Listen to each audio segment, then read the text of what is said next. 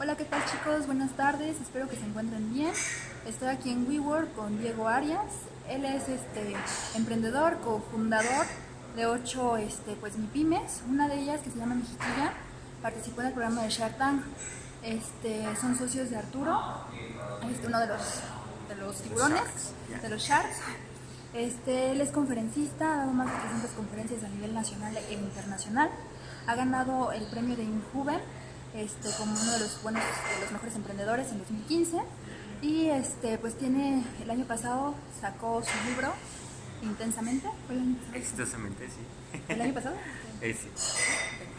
Exitosamente, es muy bueno, se lo recomiendo para que lo lean. Y bueno, los dejo con él para que les explique un poquito acerca de lo que es la gestión de valor y la importancia de la planeación en mercadotecnia, y que les platique un poquito de él. Los dejo. Muchas gracias por la invitación, Anita. Chicos, gracias por estar acá. Quiero compartir con ustedes en esta hora cuáles han sido algunas de mis experiencias, puntos de vista, opiniones respecto a un tema que es fundamental en cualquier empresa. No importa si tú emprendes o estás trabajando en una empresa, este tema es un eje, es fundamental, es un pilar, y es gestión de valor. Actualmente estamos en una época que es la más competitiva de todos.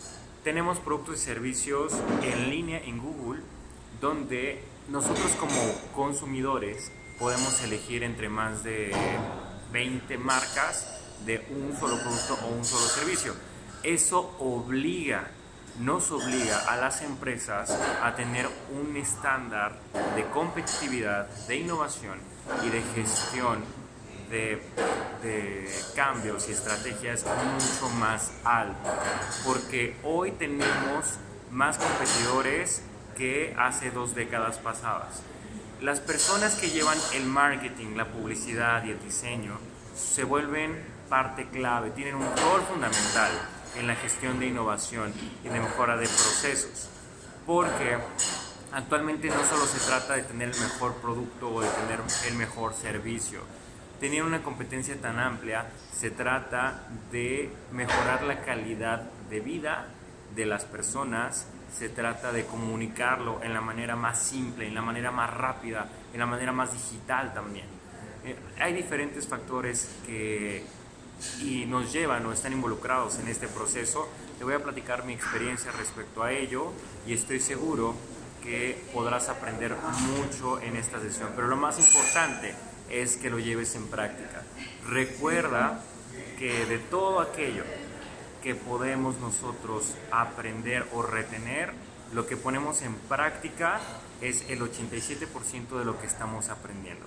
Por eso te pido que de los conceptos y algunos ejercicios, incluso te voy a recomendar algunos libros, algunos tutoriales, algunos videos que puedas revisar posteriormente, para que puedas esta información entenderla 100% y posteriormente aplicarla también a un 100%. Vamos a empezar con la cuestión del concepto. Tengo por aquí mi guía. Vamos a empezar con el concepto de generar valor. Generar valor en las marcas hoy se vuelve una parte fundamental, pero ¿cómo lograrlo? ¿Cómo lograrlo y a qué nos referimos específicamente con generar valor? Te voy a poner un ejemplo de una empresa que tiene un producto y otra empresa que está generando valor en la comunidad. Una empresa que es a lo mejor una empresa de taxis, SADCB, y su servicio es el transporte. Generar valor con un sistema que todos conocemos llamado Uber es que yo como usuario no tengo que estar adivinando si mi transporte va a pasar o no va a pasar, sino puedo ver en mi celular cuál es el más cercano, cuánto me van a cobrar, la atención al usuario es mejor. Entonces piensan en una necesidad, en un problema que se tenía en un pasado. Nosotros como usuarios, la gran mayoría que utilizábamos taxis, no siempre te querían llevar o no siempre tenían un servicio adecuado, una atención adecuada, pero había un problema raíz. ¿Cuál era el problema raíz? Las demandas.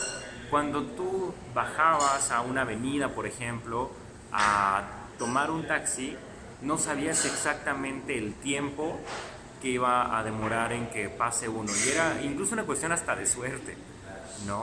Porque en ocasiones llegaban muy rápido y en ocasiones era muy complicado tomarlo. Entonces, eso es el principio de la necesidad. Después de esa necesidad viene una propuesta de solución.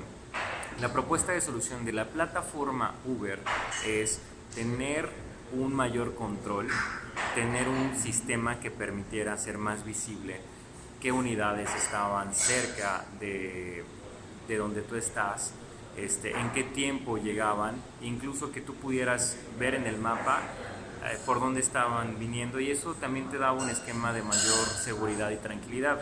Puede ser que estuvieras desesperado 10 minutos esperando un taxi, o que estuvieras en tiempo de espera de 10 minutos, pero al ver cómo este tiempo cada vez era menor y al ver cómo el carrito avanzaba, en ese momento es cuando cobra mucho valor esto, porque disminuye el estrés en el usuario.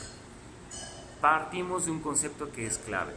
Para generar valor en cualquier marca tenemos que entender que los clientes son personas. Si nosotros vemos a un cliente como un segmento, como una entidad a estudiar, estamos perdiendo parte del valor humano. Si nosotros los vemos como personas, entendemos que hay emociones básicas que interactúan con ellos. Entendemos que hay necesidades conscientes y otras que son necesidades inconscientes. Y el poder entender ello me da mayor fuerza para atender un problema real. Un problema, por ejemplo, en el caso de los taxis, su estrategia está ligado totalmente en una cuestión de estrés, en una cuestión de que las personas se desesperaban al no saber precisamente en qué tiempo llegaba y a los malos servicios o atenciones que se daban. Entonces, la premisa básica de esta estrategia parte de un concepto de estrés en las grandes ciudades. Por ejemplo, Uber no está en localidades pequeñas. En el caso de Ciudad de México no está, por ejemplo, en Pachuca, pero está en Ciudad de México porque es más la calidad de vida que hay en Pachuca, y en Ciudad de México hay demasiado estrés. Entonces, esta estrategia de Uber está pensada en cómo disminuir el nivel de estrés en las personas. No estoy pensando en un servicio únicamente de transporte, y eso es a donde quiero llegar. Estoy pensando en personas en lugar de clientes. Esas personas tengo que saber identificar cómo piensan, qué es lo que sienten en masa colectiva y qué es aquello que están deseando que pueden pedir o que tal vez incluso no estén solicitando, ¿no? Eso es un punto clave para que tú puedas generar valor en cualquiera de las marcas que estés llevando una cuenta. Pensemos en un producto cualquiera, por ejemplo, pensemos en un café. Más allá que a quién le vendo el café para hacer mi estrategia de marketing, es qué beneficio va a tener el café en la persona que lo consume. Y es ir a profundidad. Por ejemplo, podemos pensar, bueno, el beneficio es, me mantiene despierto, el beneficio es la tabla nutrimental, pero esos son beneficios muy por encima, muy subjetivos. Tenemos que preguntarnos qué siente esa persona o por qué busca el café, qué emoción le ayuda a tener o qué emoción le ayuda a contener. Y esa es una parte clave. Tienes que hacerte estas dos preguntas. ¿Qué emoción le ayuda a obtener o qué emoción le ayuda a contener? ¿Por qué? Puede ser que en el caso del café, muchas personas tomen café para poder mantenerse activos, o les dé mayor seguridad, o se sientan con más autoestima o energía, y puede ser incluso un aspecto totalmente inconsciente. No necesariamente el café a todos nos genera el mismo estímulo, pero psicológicamente sí. Asociamos el café a una experiencia individual que después se vuelve experiencia colectiva, y es eso lo que tenemos que estudiar. ¿Cuál es la experiencia colectiva Si el café significa para mí mayor productividad, en mi inconsciente, eso es lo que tengo que asociar a mi marca. Si el café significa mayor energía, si el café significa mejor humor, si el café significa rendir más, esas asociaciones inconscientes colectivas son las que nos van a dar la puerta, son la clave. De hecho, en una empresa llamada Mindcode, justo es el nombre que le daban a estos insights, esta empresa por parte de Ricardo Perret y una persona que ha sido como el gurú del neuromarketing, que es Jürgen Klarich. En este proceso de innovación que ellos manejan internamente hacia las consultorías en las empresas, le llaman Mindcode, el código de la mente. El código de la mente, que ellos llaman en su metodología, no es más que estudiar el inconsciente colectivo. Y cuando proponen generar valor en una marca, lo hacen a través de saber cuál es la necesidad inconsciente colectiva. Nuevamente, necesidad inconsciente y colectiva. Tienen que tener estas tres características. Una vez sabiendo cuál es la necesidad inconsciente colectiva, podemos generar valor consciente colectivo. ¿Cómo lo podemos lograr? Tenemos que estudiar la manera en cómo piensan, sienten, viven, interactúa nuestro consumidor. Específicamente, tenemos que responder una pregunta. ¿Cuál es el significado que la persona o el cliente le da al producto? Por ejemplo, yo puedo comprar un equipo de cómputo, ese es el producto, pero ¿qué significa para mí? Para mí significa a lo mejor mayor productividad o menos estrés de estar lidiando con que se me trabe el equipo de cómputo. Puede significar entretenimiento, por ejemplo. Puede ser el mismo producto, pero el significado cambia. Y quiero que hagas esta lista. ¿Cuáles fueron los últimos 10 productos que compraste? Los últimos 10, sean muy pequeños o muy grandes, ¿cuáles son los últimos 10? Y ahora, ¿cuál es el significado o por qué elegiste esos productos? Tienes que, para llegar a este código colectivo inconsciente, tienes que hacer una serie de preguntas. Por ejemplo, yo, una de las cosas que compré hace no mucho fue un cuaderno, ¿ok? Pero ahora tengo que preguntarme el por qué. ¿Por qué compro un cuaderno? Compro un cuaderno para tomar notas. ¿Y para qué quiero tomar notas? Va el segundo cuestionamiento. Quiero tomar notas para poder tener mis ideas más estructuradas. ¿Y por qué es que quiero tener mis ideas más estructuradas? Vamos en el tercer cuestionamiento. Porque quiero acelerar los resultados de mi planeación anual. Y nuevamente, ¿por qué quiero acelerar los resultados? Quiero acelerar los resultados porque eso significaría tener mayor tiempo en libertad y poder viajar más. Entonces, si sigo cuestionando, termina únicamente en una cuestión de carácter biológico, que todas las preguntas que tú hagas de significados van a terminar en estas respuestas, todas, porque son los códigos biológicos.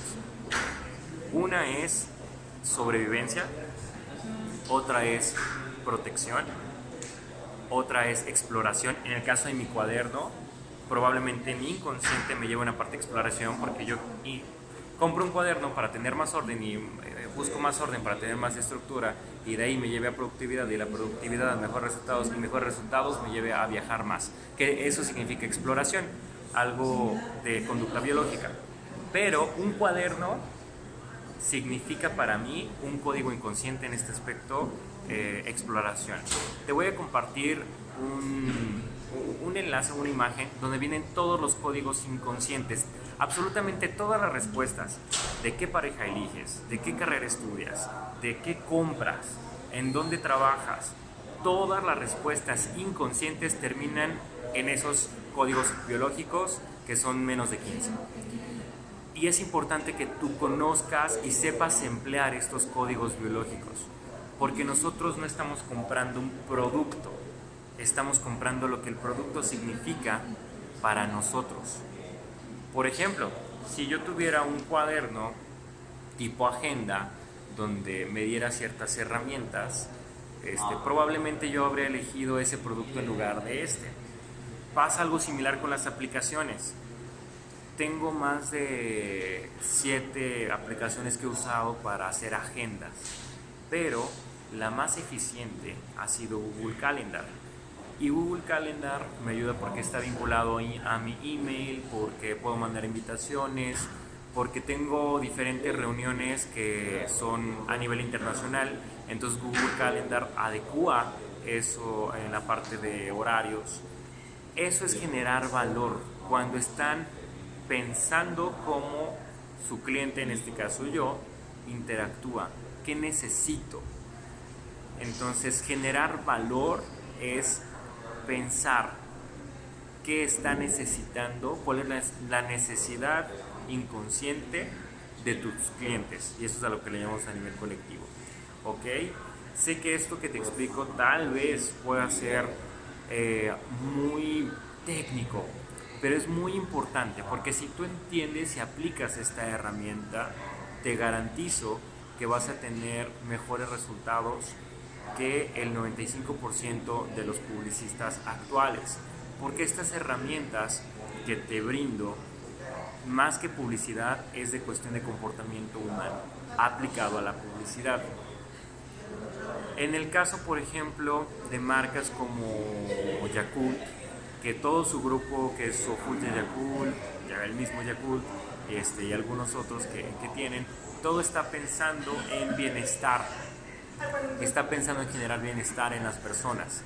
Entonces es un producto que me es demasiado interesante porque ha generado mucho posicionamiento en los consumidores, pero es un producto que está diseñado para generar bienestar. Actualmente nosotros, por ejemplo, tenemos que pensar cómo esto que estoy vendiendo, incluso a lo mejor puedo vender una marca de ropa, pero la gente no me va a comprar esa marca de ropa, me va a comprar estatus, o me va a comprar elegancia, o me va a comprar a lo mejor su necesidad inconsciente es encontrar pareja o amor, seducción. Esos códigos inconscientes es importante identificarlos, porque una vez que lo tienes súper identificado, puedes generar una propuesta de valor adecuada, una propuesta de valor que va a tener un impacto entre un 70 a un 93% de precisión. ¿Ok? Entonces vamos a recapitular un poquito. Queremos generar valor en las marcas, pero para poder hacerlo te recomiendo que estudies estas 3 cosas. Recapitulando: necesidad, inconsciente, colectiva. Quiero compartirte algunos libros que a mí me han ayudado, que son algunos de mis favoritos, que pueden ayudarte a complementar esta información. Por ejemplo, uno tiene que ver con El arte de la guerra, de Sun Tzu, y otro se llama Pensar rápido, pensar lento. Y obviamente también te recomiendo el mío, que es Exitosamente, porque en el mío, por ejemplo, al inicio vienen diferentes herramientas, que son herramientas de carácter psicológico para poder entender cómo funciona el inconsciente colectivo. Entonces, aplicándolo primero en ti, vas a poder entender cómo necesitas aplicarlo en tus consumidores. ¿Ok? Eso es la primera parte, generar valor. Generar valor es ayudar en un proceso o tener una parte de mejora en la calidad de vida de tus consumidores. Eso es generar valor. Pensar en tus consumidores, ayudar en tus consumidores. Vamos al segundo punto, que es una cuestión de perfil estratégico. En la parte de perfil estratégico es algo fundamental, porque la estrategia es muchas veces lo que genera un diferencial entre las empresas que tienen éxito y las empresas que fracasan. Quiero contarte que se hizo un estudio hace más de 20 años en una universidad muy popular en Estados Unidos, donde estaban dos grupos de personas. El estudio basaba en una cuestión de planificación de vida. En el primer estudio, el primer grupo del estudio eran jóvenes que sabían lo que querían hacer, entonces el estudio basaba en que le pusieran una fecha y que le hicieran un plan. Y en el segundo grupo estudiaron a personas que no tenían una idea tan clara de lo que querían hacer cuando salieran de sus estudios superiores. Les dieron seguimiento por más de 30 años a este grupo A y a este grupo B, y los resultados fueron asombrosos, porque en el grupo A, personas que tenían definido hacia dónde querían ir o qué querían hacer de su vida, tuvieron un 87% de asertividad, a diferencia de las personas que no lo tenían en mente, que no tenían un plan. Este estudio me encanta porque es un claro ejemplo de la fuerza, el poder y la eficiencia que tiene la planificación estratégica. Es muy importante para pasar de una idea a un resultado. Ese proceso empieza con planeación. Y previo o acompañado de la planeación es la estrategia. La estrategia es la esencia de cómo voy a hacer, cuáles son las herramientas, los medios, los materiales que tengo, las habilidades para poder ejecutar mi plan. Siempre es muy de la mano un plan y una estrategia. Aunque existe un diferencial entre estos dos. Podemos tener un plan y a lo mejor a ti te dan un plan de estudios, pero la estrategia es cómo hago el plan en la mejor manera. La estrategia lo que busca es hacer el plan con el mejor tiempo, con el menor recurso, con la mayor eficiencia. Eso es lo que diferencia a la estrategia del plan, y buscamos que siempre estén acompañados. Una estrategia es un cómo hacer y un plan es la parte estructurada de qué se va a hacer, cuándo, quién lo va a hacer, cuánto cuesta hacerlo, dónde se va a hacer, y poner todo eso bajo un papel para poder medir, que es un punto muy importante del cual vamos a hablar después. Pero, recapitulando, queremos generar valor. Para generar valor tenemos que estudiar a las personas y posteriormente generar estrategia acompañada de una planificación. Suponiendo que tú tienes un producto, tienes que identificar, yo te recomiendo al menos entre 2 a 7, promedio 4 cosas diferentes que tenga tu producto a el resto de la competencia, y aplica igual en los servicios.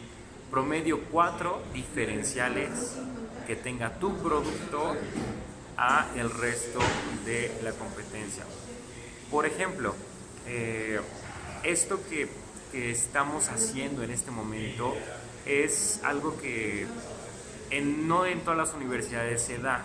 Es una comunicación que está orientada a invitar a personas que podemos darte cierto expertise en una plataforma donde interactuamos.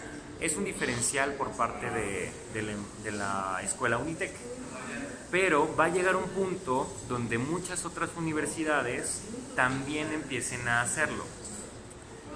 El rol de un mercadólogo, el rol de ti como publicista, como futuro mercadólogo, es siempre estar analizando las tendencias, viendo qué pasa en el mercado, porque a lo mejor esto que hoy en día es una plusvalía para tu universidad, en 7 años o 10 años tal vez ya sea un commodity, ya todas las universidades lo tengan.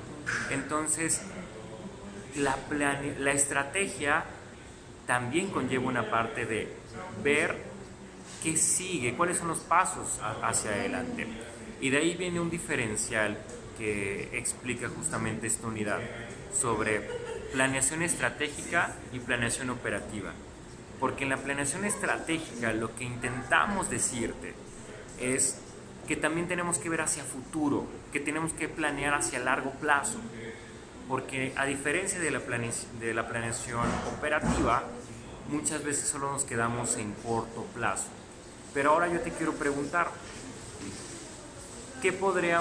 ¿dónde podríamos obtener más resultados? ¿En un plan y acciones pensando hacia 2030 o en un plan y acciones pensando hacia 2020?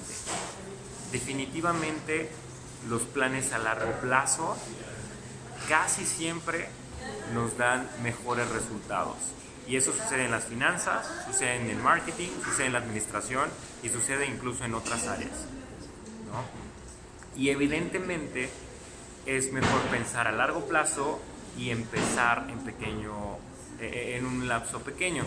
Lo resumo a una frase que es: piensa en grande y empieza en pequeño. Nuevamente, piensa en grande y empieza en pequeño. Piensa en grande pensando en planeación estratégica, que es ver más elementos de tendencias, de pasado, históricos, de cuestiones presentes, de qué se tiene para poder hacer tu campaña, de qué no tienes para poder hacer tu campaña, de elementos humanos, recursos humanos con los que cuentas, recursos materiales, recursos tecnológicos. Es estrategia, pero es ver más allá de lo que tal vez en este momento estés teniendo en mente para poder hacer, ¿ok? Y una planeación o una estrategia operativa es más aterrizada hacia corto plazo, donde únicamente nos concentramos principalmente en las 4 P's, ¿ok? Eso es parte de la diferencia que tienen ambas.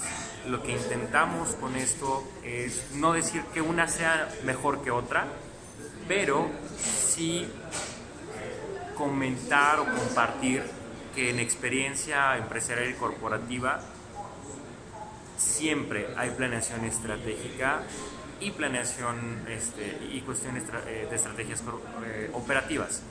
Pero piensa por un momento en las empresas más grandes que conoces. Si tú le quieres vender, ¿cuánto tardan en comprarte? Un corporativo, ¿cuánto tarda en comprarte? ¿Cuánto tarda en aceptar tu propuesta? Aproximadamente entre 4 a 6 meses, y eso en un tiempo promedio. Puede ser más, puede ser menos, casi siempre teniendo más. ¿De dónde viene esto? ¿De dónde viene que si tú vas con un servicio, tú quieres hacer marketing para un corporativo como Grupo Bancomer? Seguramente en 2 semanas no tendrías una respuesta, tendrías una respuesta en meses. ¿De dónde viene esto? Esto viene de que ellos llevan una planeación estratégica. Si tú vas y ofreces tus servicios como publicista en este momento, ellos tienen una planeación estratégica, y eso es justo lo que estamos en este momento aprendiendo, pero en un ejemplo real y aplicado. Ellos a lo mejor, si tú llevas una propuesta que es excelente, probablemente lo compren, lo acepten, pero van a empezar a interactuar contigo dentro de meses. ¿Por qué? Porque ellos, los corporativos, refiriéndome a ellos, siempre tienen una planeación estratégica.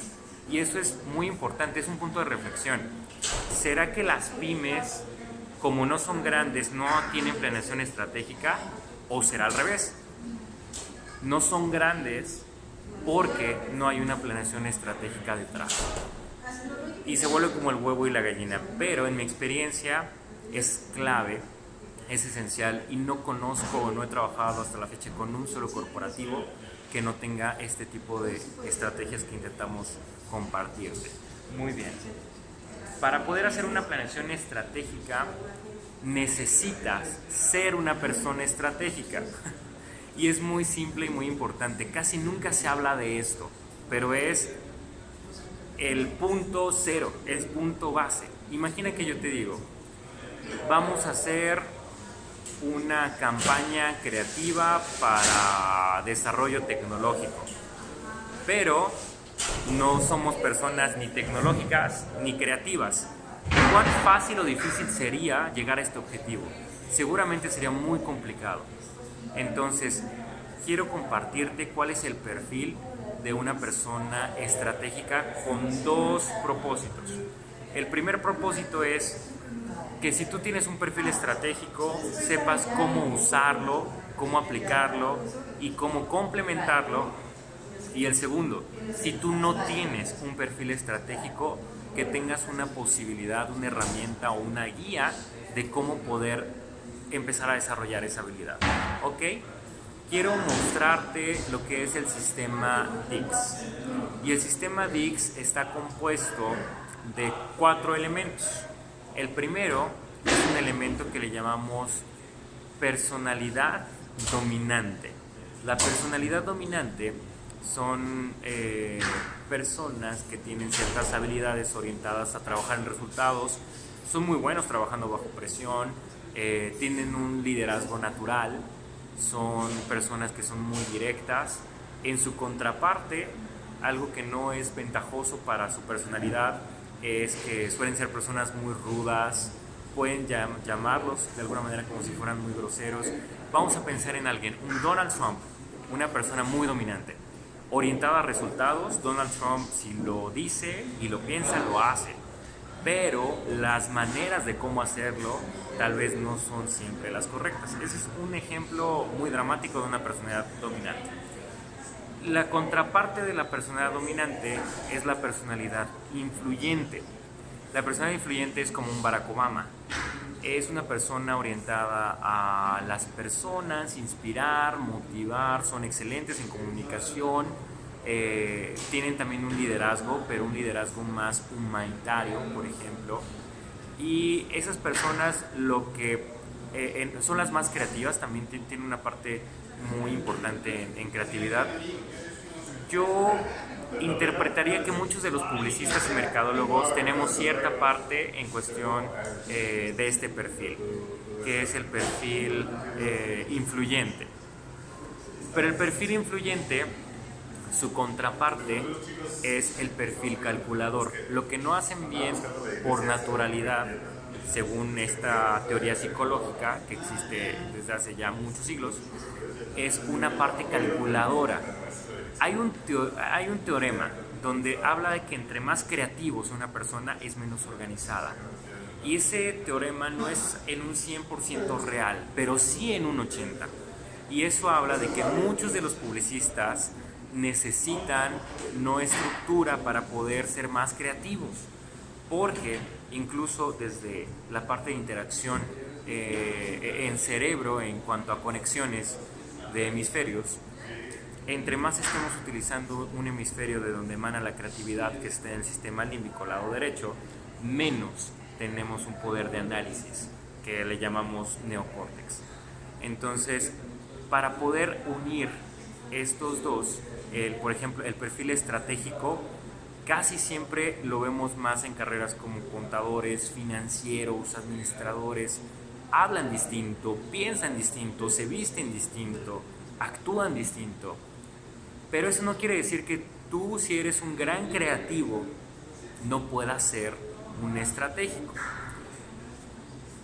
Hay dos soluciones para esto. Lo primero es que tú desarrolles una habilidad estratégica y lo segundo es que tú hagas equipo. Comprende que no todos tienen tus habilidades y que tú no tienes todas las habilidades. Y eso siempre va a suceder. Nos falta un cuarto perfil, que es el que me encanta, es el servicial. Son personas que están muy orientadas a ayudar a otros, a resultados, son muy nobles. ¿Cuál es el defecto o el reto para estas personas? El reto para estas personas es que muchas veces no saben cómo marcar límites o muchas veces piensan en el otro y no se ven a sí mismos. Ese es un perfil servicial. Dominante es contraparte de influyente y servicial es contraparte de calculador. Los dominantes casi siempre tienen algo de calculadores y los influyentes casi siempre tienen algo de serviciales. Entonces, si tú eres un creativo, si a ti estás estudiando a lo mejor publicidad o marketing porque te encanta diseñar, hacer, no te gusta la rutina, te gusta estar en el movimiento, muy probablemente estés en un perfil influyente servicial o servicial influyente. No sé cuál sea más tu personalidad, la que esté más interactuando contigo. si un servicial o un influyente, pero tengo un 70% de probabilidad que si estás estudiando esta carrera es porque probablemente algo de eso hay en ti. Por lo tanto, tu contraparte y las habilidades que probablemente no tienes es dominante y calculador. Es ahí donde está la estrategia. Los calculadores son estrategas naturales. Te comparto un poco de mi experiencia. Mi perfil, de hecho yo también soy un mercadólogo y mi perfil es influyente servicial. Yo no nací con la habilidad de ser un estratega, de ser una persona organizada, de ser alguien numérico. ¿No te suena que a veces te cuesta trabajo a lo mejor ser puntual, organizado, muy cuadrado, muy estructurado? Bueno, pues ahora sabes de dónde viene. Pero puedes complementar habilidades y nuevamente tienes dos opciones. Uno, trabajar con una persona que sea una contraparte, o dos, desarrollarlas. Desarrollarlas evidentemente lleva tiempo, lleva esfuerzo, lleva disciplina, no es sencillo, pero tampoco es imposible. Y si tú logras desarrollar tus contrapartes, entonces personalmente te garantizo y te aseguro el éxito profesional. Porque únicamente un 2% de todos los profesionistas se dan el tiempo y la oportunidad de desarrollar habilidades complementarias. En este aspecto, ¿cómo es que tú, si no eres una persona organizada, si no te gustan los números, si no te gusta la estructura, porque dices que yo hago campañas que son excelentes y siempre generan resultados y mis ideas son las mejores? Pero viene un punto que es fundamental. No sé en qué parte venía aquí voy a brincar una parte, pero un punto que es fundamental es una cuestión de planeación y coordinación, que es este punto aquí de temario que me dieron. Y yo resumí una cuestión de estos puntos de planeación y coordinación que desglosa cómo hacer la estrategia. Para hacer la estrategia es tú tienes la idea genial, pero tienes que poner una fecha, tienes que poner quiénes están interactuando, dónde se va a hacer, qué recursos vas a utilizar, cómo va a ir avanzando en un calendario. Y finalmente, ¿cuál es el fin de hacerlo? A lo mejor tú dices, bueno, yo siempre doy buenos resultados, aunque nunca hago nada de eso. Puede ser, y existen personas que tienen un talento creativo increíble, pero quiero compartirte que como un dueño, un socio de negocios, siempre estamos preocupados por los números. Los números y los negocios se llevan bien. Eso quiere decir que cuando nosotros podemos medir lo que tú como publicista haces, tus campañas, podemos mejorar, podemos saber en qué momento frenar, en qué momento cambiar la estrategia, en qué momento hacer una reingeniería. Pero si no tenemos esos números, si no hay parámetros, existe un riesgo, porque al final del día publicidad, mercadotecnia es inversión. Y entre más control, entre más estructura tenga esta inversión que hacemos las empresas en el área de marketing, mejor propuesta de retorno de inversión vamos a tener. No sé si tú sepas este dato, pero el área de marketing es el área que más suele equivocarse dentro de la empresa. Y quiero explicarte de dónde viene. Viene de que un contador trabaja con números, un administrador trabaja con procesos. Tú y yo trabajamos con la mente de las personas. Puede ser que una estrategia que yo apliqué el año pasado, en este no me funcione. Y cualquier mercadólogo con experiencia puede respaldar aquello que te estoy diciendo. Existe, por ejemplo, que en las agencias de publicidad o en los corporativos, publicidad y mercadotecnia son el área con más rotación.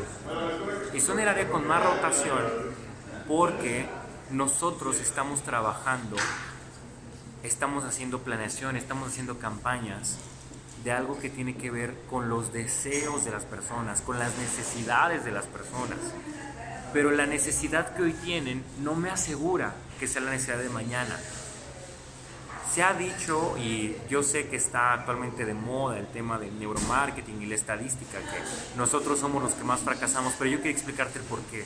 Porque eso no está en las redes y eso no se ha dicho. Pero eso tampoco es que venga de que estemos haciendo las cosas mal. Está viniendo de que nosotros, tú y yo, hacemos campañas intentando predecir las necesidades y los deseos de nuestros consumidores. Pero esas necesidades y deseos cambian. Por eso las herramientas que te compartí en un inicio son fundamentales. Porque a diferencia de otras áreas de la empresa donde a lo mejor el de software siempre es un sistema, pero nosotros estamos interactuando con esto.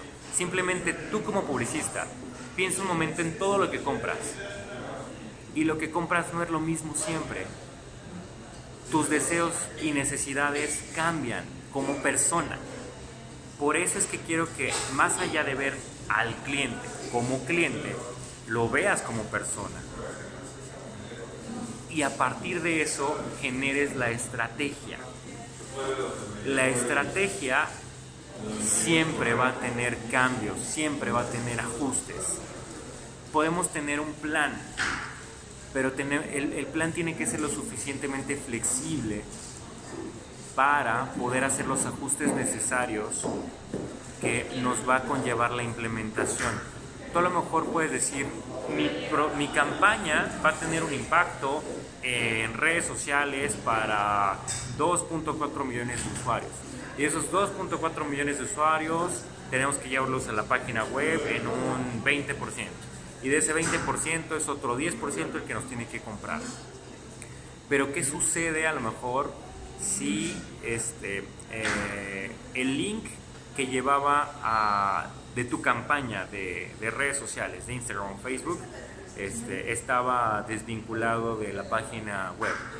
Siempre ese tipo de cuestiones es muy importante detallarlas, analizarlas, y hay una parte importante en la estrategia que es la supervisión, porque lo que a ti interactúa en tus trabajos gráficos, en la estrategia, en la idea, existen más personas dentro de una empresa que van a interactuar en eso.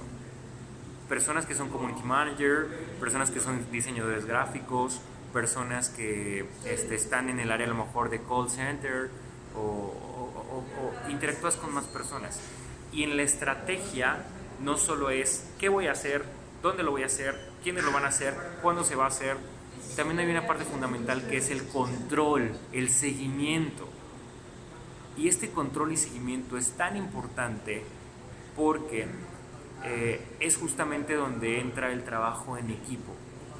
Imagina que tú tienes la mejor idea, pero no se ejecutó bien, se pierde el resultado de la campaña, se pierde economía, se pierde la inversión realizada. ¿Y cuántas campañas no conocemos? O simplemente si tú vas a un punto como la televisión, internet, o algún punto como la publicidad que hay en el metro, te darás cuenta que no todas las campañas están orientadas hacia tener éxito, que hay campañas que ni siquiera son recordadas, que hay campañas que ni siquiera son tomadas en cuenta. Hay campañas donde el comercial es muy lindo, pero la gente no compra, o el comercial es muy lindo, pero la gente no entiende.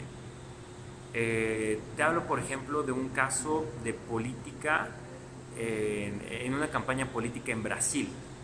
Utilizaron un código biológico, que era el código sexual, el código reproducción, a través de comerciales sexuales.